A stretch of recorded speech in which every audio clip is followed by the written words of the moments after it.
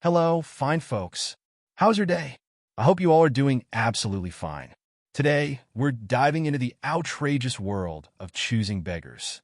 In our first story, a generous husband helps his parents live rent-free and even provides them with pocket money. But somehow, it's still not enough for his demanding father. How much is too much when it comes to family? Let's find out. 15 months of free rent and $300 per month apartment for live isn't enough. I think my father-in-law fits this sub really well. When I met him 20 years ago, he was the richest person I had ever met. He had a huge McMansion, multiple acres, 7 cars, including a Porsche, BMW, Mercedes, Jag, etc. He spent money like water after he sold his business for over $1 million. He spent and spent until there was nothing and kept spending, borrowing, telling people he was going to make them rich, then straight mooching. He now has basically nothing, hates his wife, and lives on $3,500 a month of Social Security, same as millions of other seniors. But even so, he thinks he is the smartest and deserves everything. His sister kicked him out after he was living with her rent-free. He could have moved back with his wife into the apartment he was paying for, but he refused. We were very reluctant but told him he could stay with us for 2 months, just till he found a place. He is a senior, and he could look for reduced-price housing to get on lists. 5 months later, I asked him how many places he had applied to. None. He hadn't applied to any.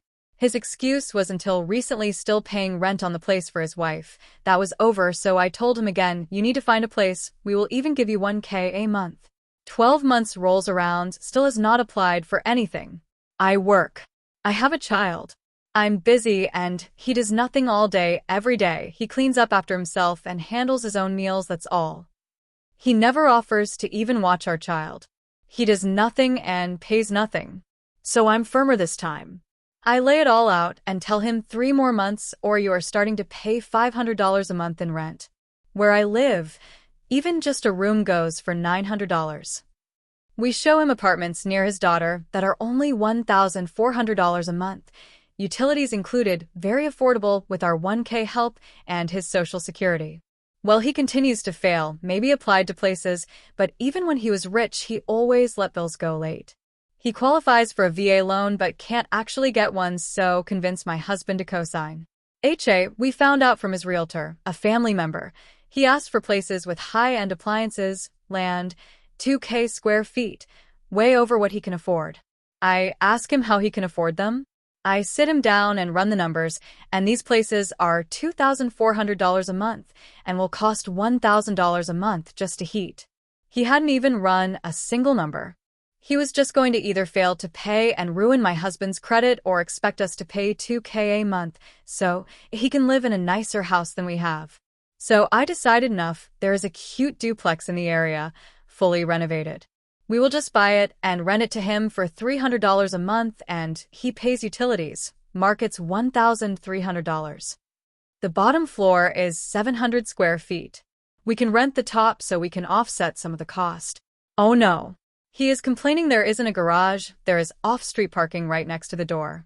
And oh, the Google Street View had some trash in the yard. We already did a drive-by, it's a nice enough street. I would be happy to live there, but not fancy enough for Mr. Mooch. This story shows how entitlement can overshadow even the most generous acts. Imagine providing 15 months of free rent, $300 a month for a renovated duplex, and constant support, only for someone to complain about parking and street view. It's clear the father-in-law isn't interested in improving his situation. He's just expecting others to cater to his unrealistic standards. Speaking of entitlement, our next story features another choosing beggar who takes ungratefulness to a whole new level. Choosing what to take from me, then begging for handouts. So this is a bit of a twist, but kind of fits here. I was doing my big holiday shop at a well-known discount store, and after I paid I was hungry, so went to the well-known fast food place that's at the front of many of these stores. I won't name the store or restaurant, but anyone in the US or Canada can probably figure it out. Fire regulations don't allow carts to be brought into the eating area. So I put my full/paid-for cart where I could see it while I was eating. Once I was done eating, I went to the station with my tray. While sorting my recyclables from the waste, someone eating there gestured to me and pointed behind me. I had turned my back on my buggy for less than a minute to deal with the trash. At that time, a woman had made her way to my buggy and was looking through my items. She had my bananas in her hand and with the other was rifling through the bags, picking things up and looking at them.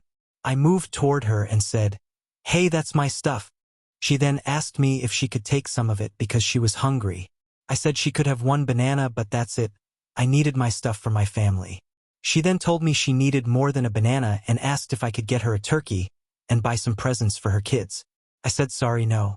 She looked like she was about to start in on me or something, but thankfully a store worker must have noticed, and I think might have been familiar with the woman, and intervened casually, sufficient that I was able to make a getaway. Funny thing is that I had purchased some extra cans for a food drive that was outside the store, and if she hadn't been asking me to buy gifts after saying she was hungry, I might have given her some of them. Anyway, not the usual, but technically fits in that she was attempting to choose some items from my cart and then turned to begging when she was caught. This story takes entitlement to a public setting, where a stranger had the nerve to rifle through someone's shopping cart and pick out items for themselves. Offering a banana was already more than generous, but asking for a turkey and presents?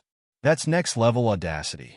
What's ironic is that the storyteller was already planning to donate food, but was put off by the stranger's demanding attitude.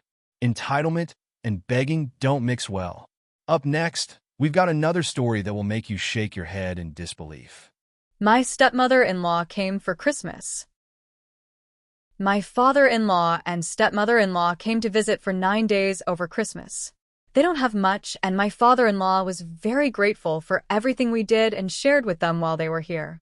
My stepmother-in-law, on the other hand, is the worst choosing beggar I've ever seen in my life. Day 1, my husband made them a large breakfast as they arrived overnight. CB wouldn't eat any of it because she only eats egg whites, and we used all the eggs to make a big scramble. Lists off a bunch of items she'd be willing to eat, none of which we have. I offer her a bagel. She says she'll eat one with cheese and bacon, so I make her a bagel sandwich. She complains that she doesn't eat cheddar. I spent at least $300 on food to make at home since I figured we wouldn't really be eating out much since they couldn't afford to, so I wanted to have plenty of food around the house. My first night making dinner, I am putting leftovers away, and she says she doesn't do leftovers. Excuse me? The next day, she wants pizza, so we order some pizza. She gets a large mushroom and pepperoni pizza, gross, and everyone else shares a Hawaiian pizza. The rest of her pizza goes bad because she won't eat the leftovers and no one else will eat it with mushrooms. Every day it's something else. I want a cheeseburger, I want ribs, I won't eat there, I don't want that.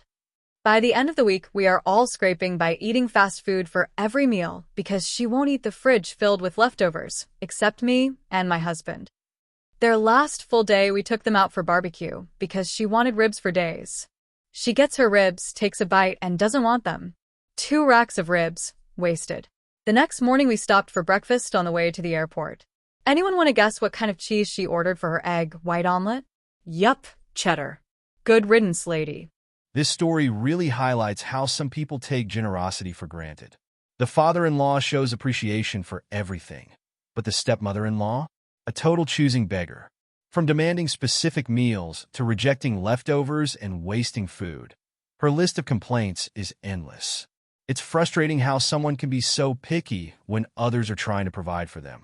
After all that, to top it off, she orders cheddar cheese for her omelet after rejecting it all week. Talk about a lack of self-awareness. Up next, we've got another story of someone who takes begging to a whole new level. Knocking on doors for bus fare to hospital. For context, this was during COVID. A woman in her 60s knocked on our door and asked for money to help her visit her son in hospital. She wasn't upset or anything, and I think at that time hospital visits were limited. Anyway, my lovely husband gave her the change in his pocket. I watched her snatch it and count it with her tongue sticking out, consumed by money lust before looking appalled, then literally walked off without so much as a thanks. Gets better. I lived in an area in Manchester full of middle-class virtue signalers and put this on the local Facebook group. Q. Oh my gosh. Poor thing. I hope she's okay. Shall we start a fundraiser? I can sell some kale jam, etc. My more down-to-earth neighbor replied, No. That's fucking mad, Janice. She fucking does that all the time to score weed off me, mate, Green Dave. This story is a perfect example of someone using a fake sob story to take advantage of others' kindness. The woman knocked on the door claiming she needed money for a hospital visit, but it wasn't long before her true intentions were revealed. Just a woman after some quick cash for her own gain. The icing on the cake? The Facebook group's virtue signaling until a neighbor stepped in with the real story. It's crazy how far some will go to manipulate people for a handout.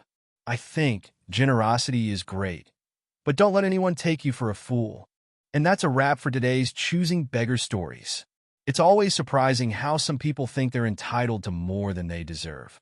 If you enjoyed this video, don't forget to hit that like button, subscribe for more outrageous tales, and drop a comment to let me know which story you found the most unbelievable. Until next time, take care and remember, stay kind, but don't let anyone take advantage of you.